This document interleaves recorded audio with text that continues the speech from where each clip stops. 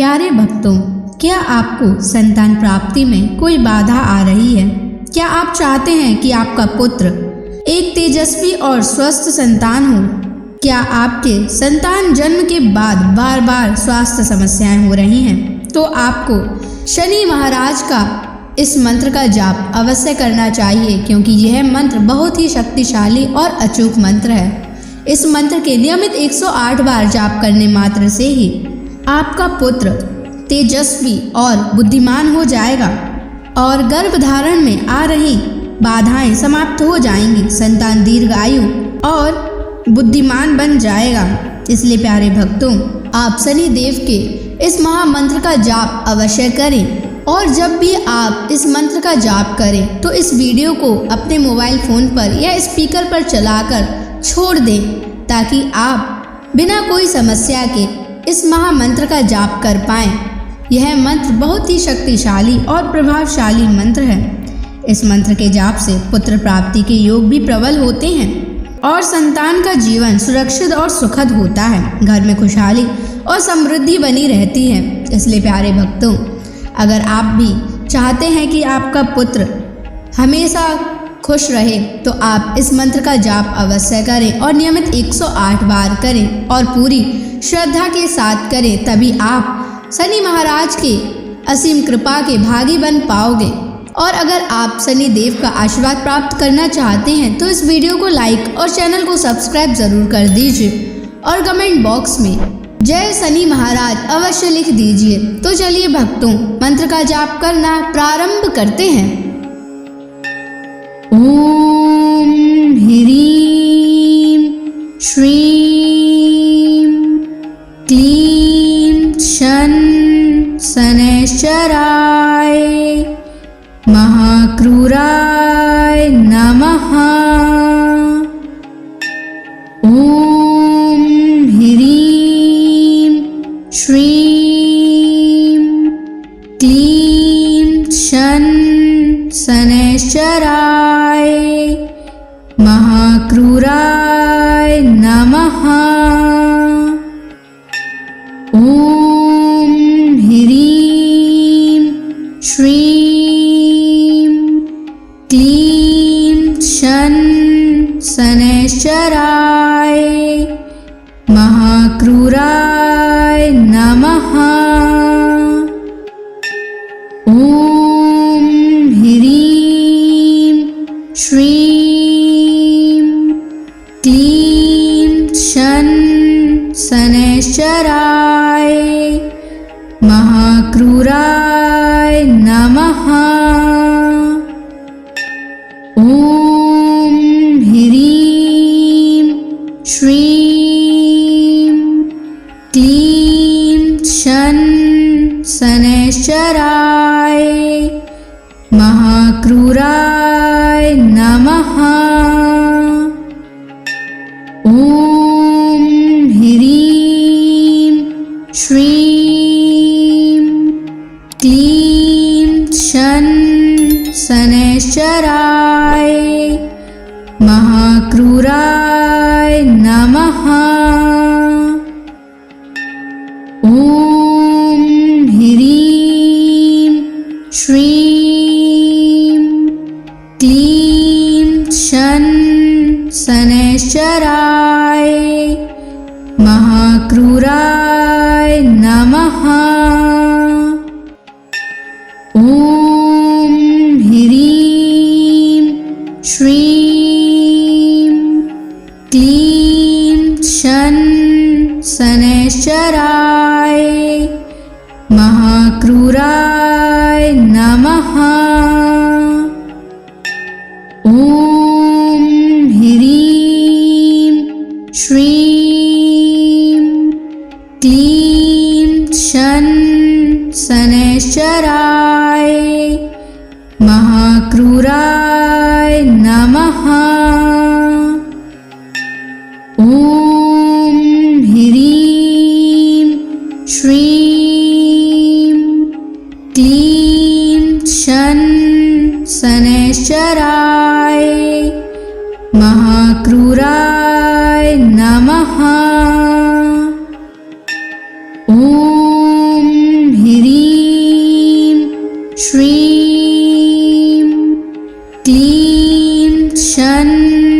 शनैश्चराय महाक्रूराय नमः। ॐ ह्रीं श्रीं क्लीं शनैश्चराय महाक्रूराय नमः। ॐ ह्रीं श्रीं क्लीं शनैश्चराय महाक्रूराय नमः। ॐ ह्रीं श्रीं क्लीं शनैश्चराय महाक्रूराय नमः। ॐ ह्रीं श्रीं क्लीं शनैश्चराय महाक्रूराय नमः। ॐ ह्रीं श्रीं क्लीं शनैश्चराय महाक्रूराय नमः। ॐ ह्रीं श्रीं क्लीं शनैश्चराय महाक्रूराय नमः। ॐ ह्रीं श्रीं क्लीं शनैश्चराय महाक्रूराय नमः। ॐ ह्रीं श्रीं क्लीं शनैश्चराय महाक्रूराय नमः। ॐ ह्रीं श्रीं क्लीं शनैश्चराय महाक्रूराय नमः। ॐ ह्रीं श्रीं क्लीं शनैश्चराय महाक्रूराय नमः। ॐ ह्रीं श्रीं क्लीं शनैश्चराय महाक्रूराय नमः। ॐ ह्रीं श्रीं क्लीं शनैश्चराय महाक्रूराय नमः। ॐ ह्रीं श्रीं क्लीं शनैश्चराय महाक्रूराय नमः। ॐ ह्रीं श्रीं क्लीं शनैश्चराय महाक्रूराय नमः।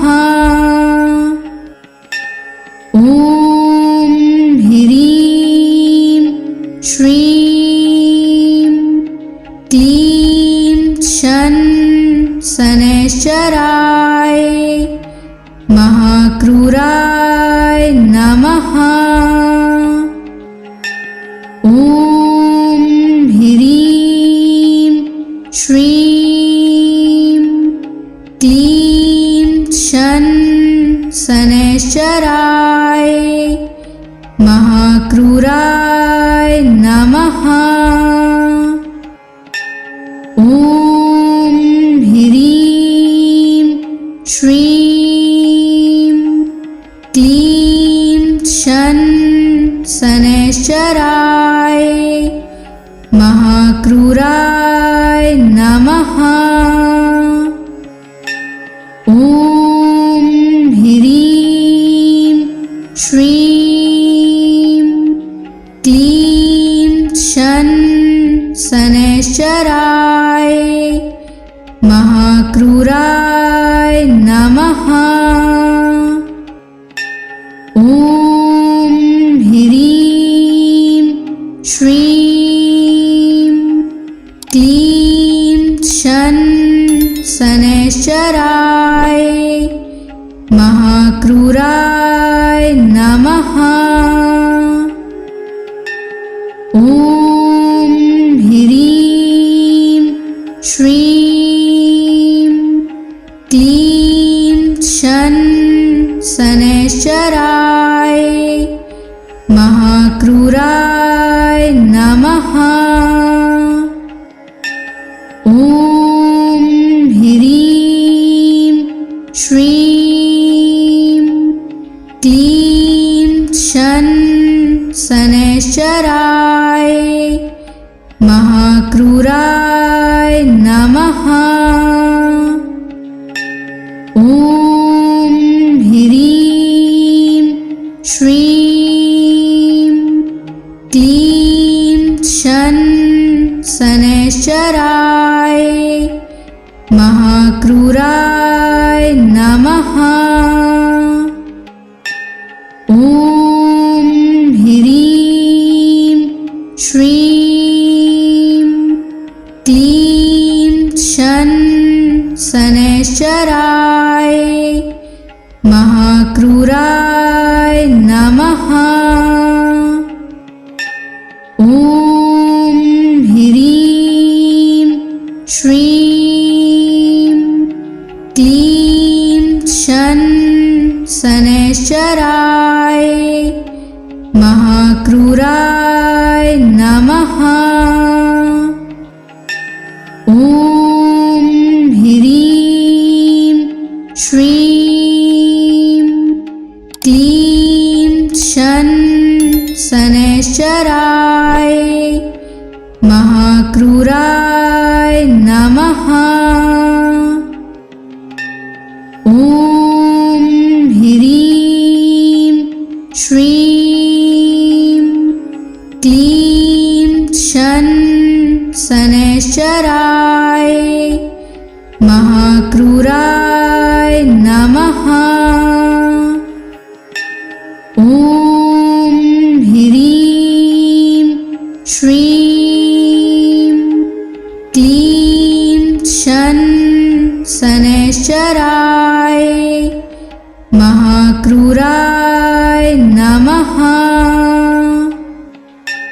ॐ ह्रीं श्रीं क्लीं शन शनैश्चराय महाक्रूराय नमः। ॐ ह्रीं श्रीं क्लीं शन शनैश्चराय महाक्रूराय नमः। ॐ ह्रीं श्रीं क्लीं शन शनैश्चराय महाक्रूराय नमः। ॐ ह्रीं श्रीं क्लीं शन शनैश्चराय महाक्रूराय नमः। ॐ ह्रीं श्रीं क्लीं शन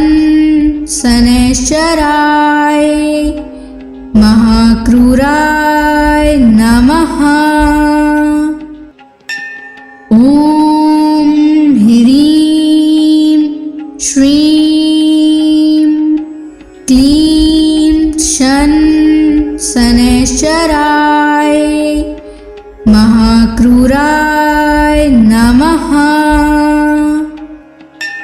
ॐ ह्रीं श्रीं क्लीं शन शनैश्चराय महाक्रूराय नमः। ॐ ह्रीं श्रीं क्लीं शन शनैश्चराय महाक्रूराय नमः। ॐ ह्रीं श्रीं क्लीं शन शनैश्चराय महाक्रूराय नमः। ॐ ह्रीं श्रीं क्लीं शन शनैश्चराय महाक्रूराय नमः। ॐ ह्रीं श्रीं क्लीं शन शनैश्चराय महाक्रूराय नमः। ॐ ह्रीं श्रीं क्लीं शन शनैश्चराय महाक्रूराय नमः। ॐ ह्रीं श्रीं क्लीं शन शनैश्चराय महाक्रूराय नमः। ॐ ह्रीं श्रीं क्लीं शन शनैश्चराय महाक्रूराय नमः। ॐ ह्रीं श्रीं क्लीं शन शनैश्चराय महाक्रूराय नमः। ॐ ह्रीं श्रीं क्लीं शन शनैश्चराय महाक्रूराय नमः। ॐ ह्रीं श्रीं क्लीं शन शनैश्चराय महाक्रूराय नमः। ॐ ह्रीं श्रीं क्लीं शन शनैश्चराय महाक्रूराय नमः। ॐ ह्रीं श्रीं क्लीं शन शनैश्चराय महाक्रूराय नमः। ॐ ह्रीं श्रीं क्लीं शन शनैश्चराय महाक्रूराय नमः। ॐ ह्रीं श्रीं क्लीं शन शनैश्चराय महाक्रूराय नमः। ॐ ह्रीं श्रीं क्लीं शन शनैश्चराय महाक्रूराय नमः। ॐ ह्रीं श्रीं क्लीं शन शनैश्चराय महाक्रूराय नमः। ॐ ह्रीं श्रीं क्लीं शन शनैश्चराय महाक्रूराय नमः। ॐ ह्रीं श्रीं क्लीं शन शनैश्चराय महाक्रूराय नमः। ॐ ह्रीं श्रीं क्लीं शन शनैश्चराय महाक्रूराय नमः। ॐ ह्रीं श्रीं क्लीं शन शनैश्चराय महाक्रूराय नमः। ॐ ह्रीं श्रीं क्लीं शन शनैश्चराय महाक्रूराय नमः।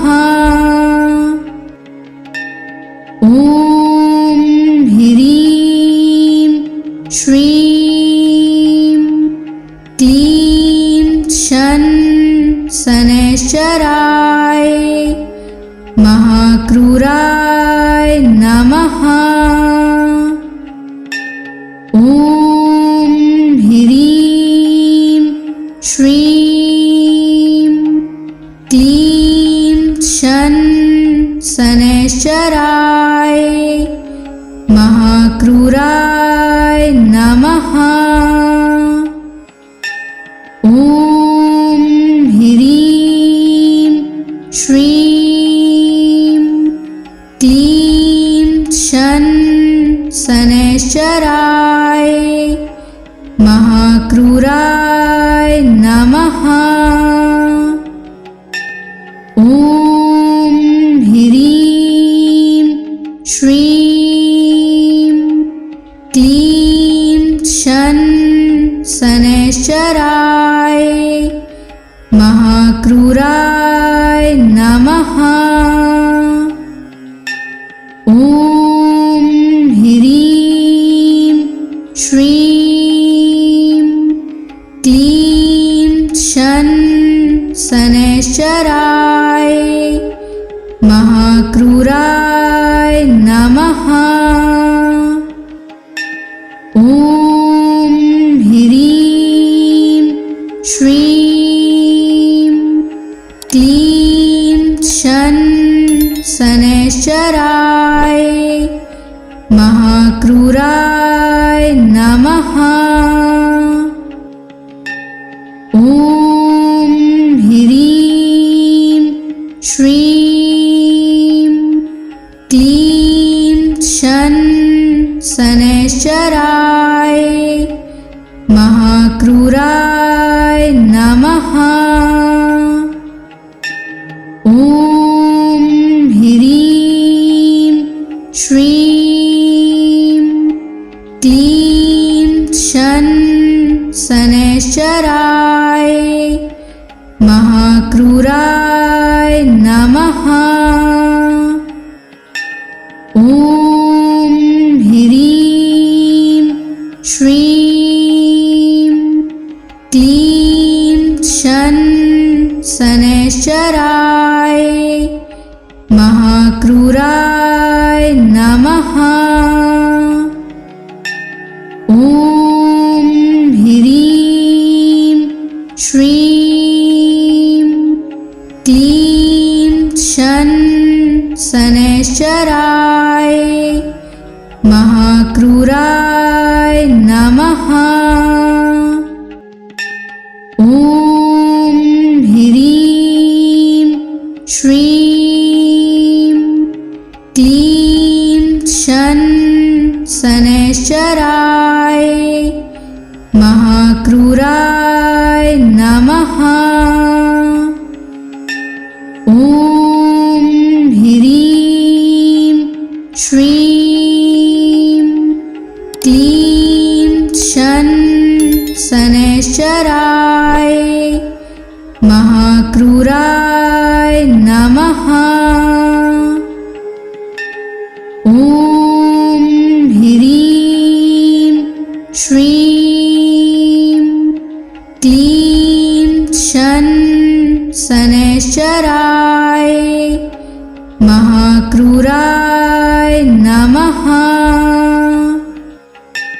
ॐ ह्रीं श्रीं क्लीं शन शनैश्चराय महाक्रूराय नमः।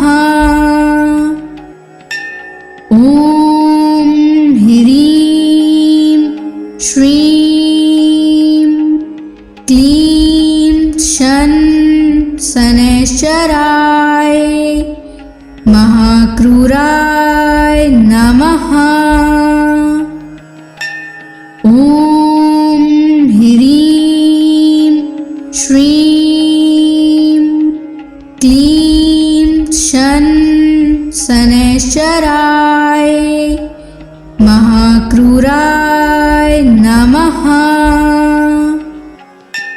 ॐ ह्रीं श्रीं क्लीं शन शनैश्चराय महाक्रूराय नमः। ॐ ह्रीं श्रीं क्लीं शन शनैश्चराय महाक्रूराय नमः। ॐ ह्रीं श्रीं क्लीं शन शनैश्चराय महाक्रूराय नमः। ॐ ह्रीं श्रीं क्लीं शन शनैश्चराय महाक्रूराय नमः। ॐ ह्रीं श्रीं क्लीं शन शनैश्चराय महाक्रूराय नमः। ॐ ह्रीं श्रीं क्लीं शन शनैश्चराय महाक्रूराय नमः। ॐ ह्रीं श्रीं क्लीं शन शनैश्चराय महाक्रूराय नमः। ॐ ह्रीं श्रीं क्लीं शन शनैश्चराय महाक्रूराय नमः। ॐ ह्रीं श्रीं क्लीं शन शनैश्चराय महाक्रूराय नमः। ॐ ह्रीं श्रीं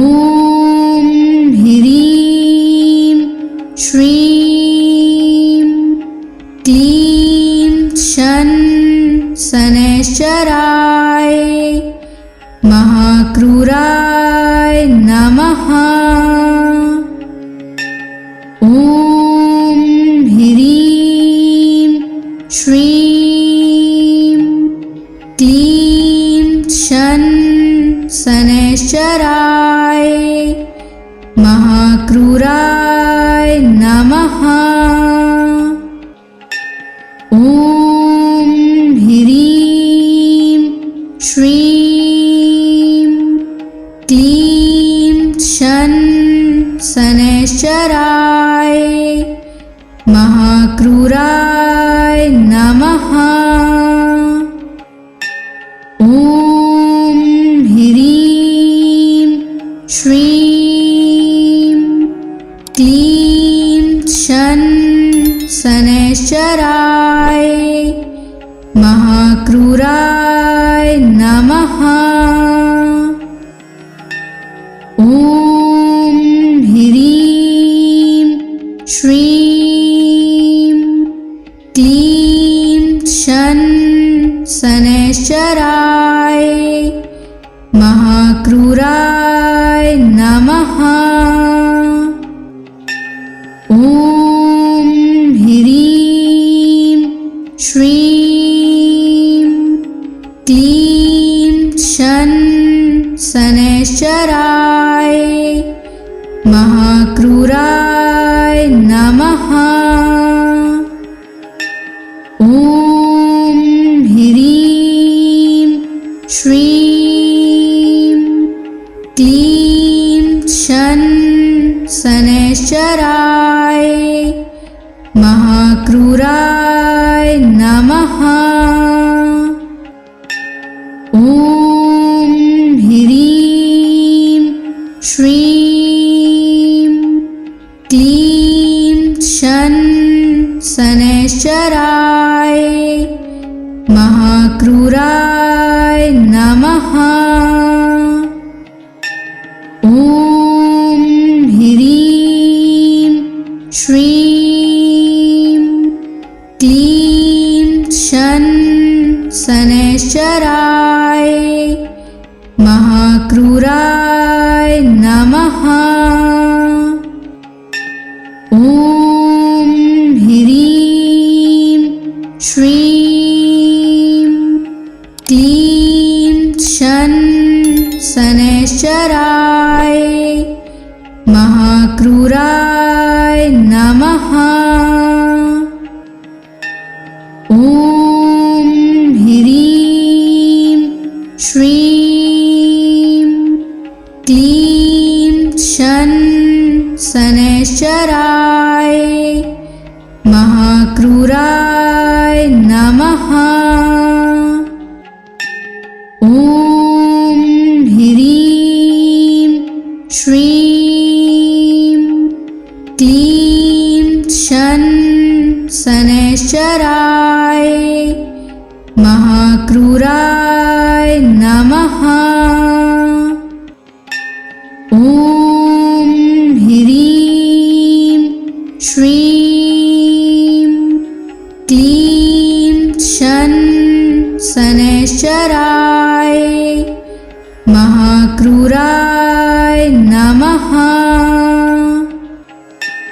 ॐ ह्रीं श्रीं क्लीं शन शनैश्चराय महाक्रूराय नमः।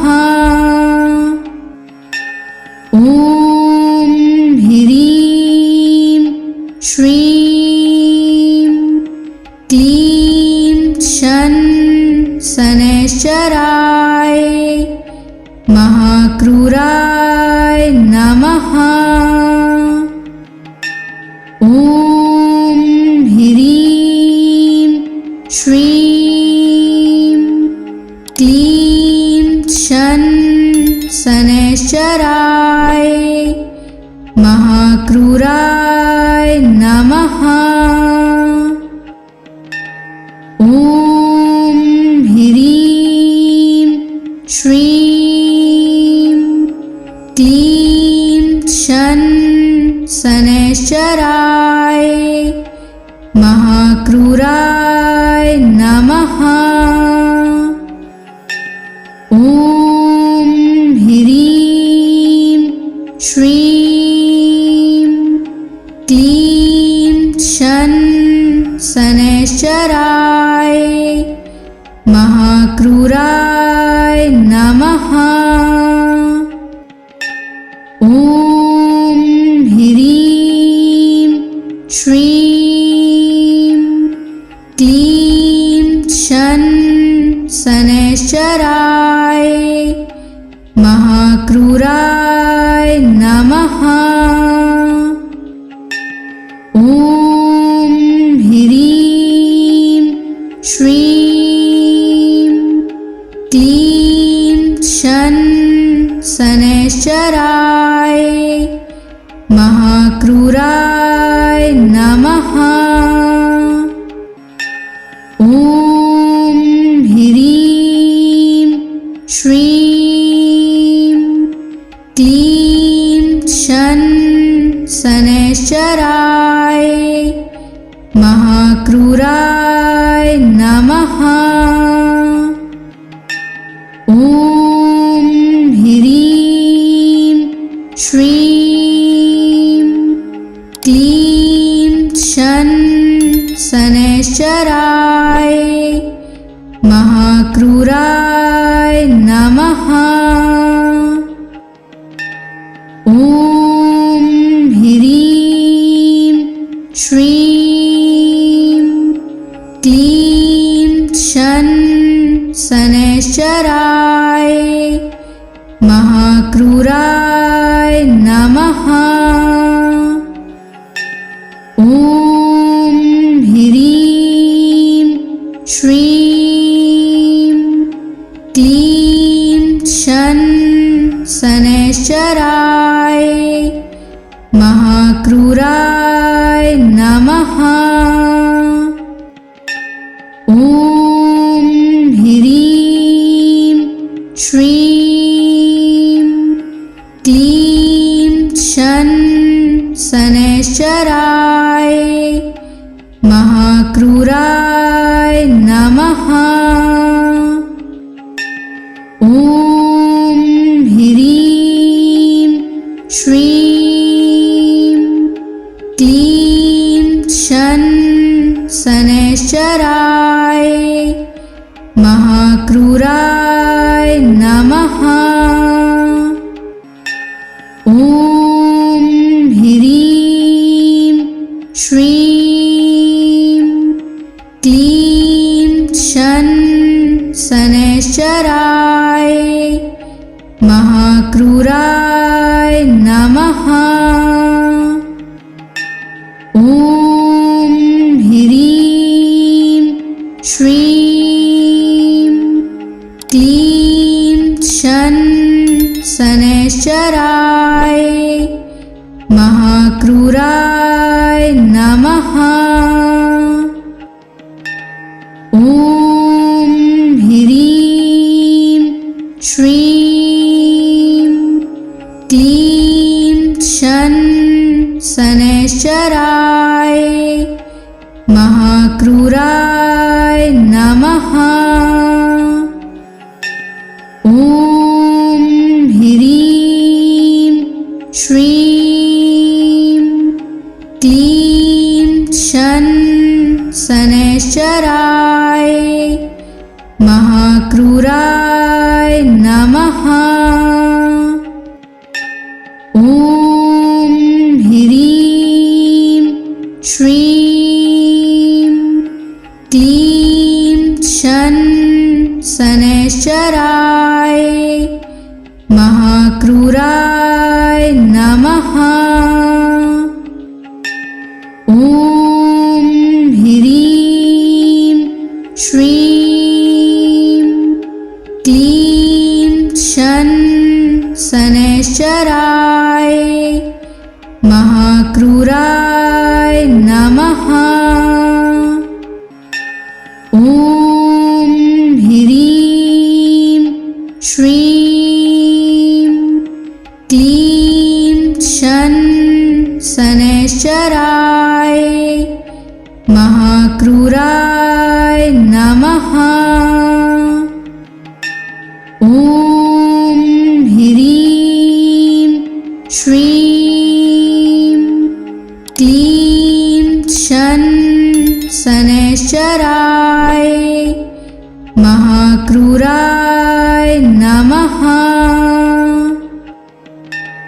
ॐ ह्रीं श्रीं क्लीं शनैश्चराय महाक्रूराय नमः। ॐ ह्रीं श्रीं क्लीं शन शनैश्चराय महाक्रूराय नमः। ॐ ह्रीं श्रीं क्लीं शन शनैश्चराय महाक्रूराय नमः। ॐ ह्रीं श्रीं क्लीं शन शनैश्चराय महाक्रूराय नमः। ॐ ह्रीं श्रीं क्लीं शन शनैश्चराय महाक्रूराय नमः। ॐ ह्रीं श्रीं क्लीं शन शनैश्चराय महाक्रूराय नमः। ॐ ह्रीं श्रीं क्लीं शन शनैश्चराय महाक्रूराय नमः। ॐ ह्रीं श्रीं क्लीं शन शनैश्चराय महाक्रूराय नमः। ॐ ह्रीं श्रीं क्लीं शन शनैश्चराय महाक्रूराय नमः। ॐ ह्रीं श्रीं क्लीं शन शनैश्चराय महाक्रूराय नमः। ॐ ह्रीं श्रीं क्लीं शन शनैश्चराय महाक्रूराय नमः।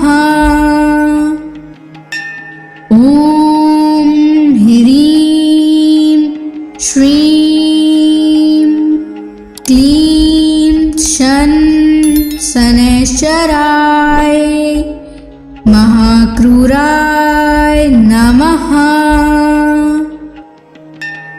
ॐ ह्रीं श्रीं क्लीं शन शनैश्चराय महाक्रूराय नमः। ॐ ह्रीं श्रीं क्लीं शन शनैश्चराय महाक्रूराय नमः। ॐ ह्रीं श्रीं क्लीं शन शनैश्चराय महाक्रूराय नमः। ॐ ह्रीं श्रीं क्लीं शन शनैश्चराय महाक्रूराय नमः। ॐ ह्रीं श्रीं क्लीं शन शनैश्चराय महाक्रूराय नमः। ॐ ह्रीं श्रीं क्लीं शन शनैश्चराय महाक्रूराय नमः।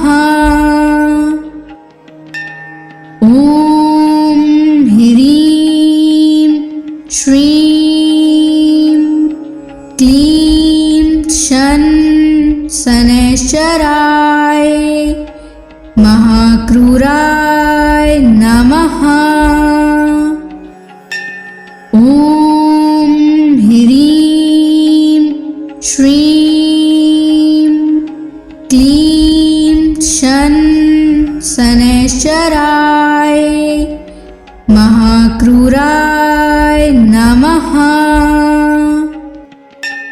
ॐ ह्रीं श्रीं क्लीं शन शनैश्चराय महाक्रूराय नमः।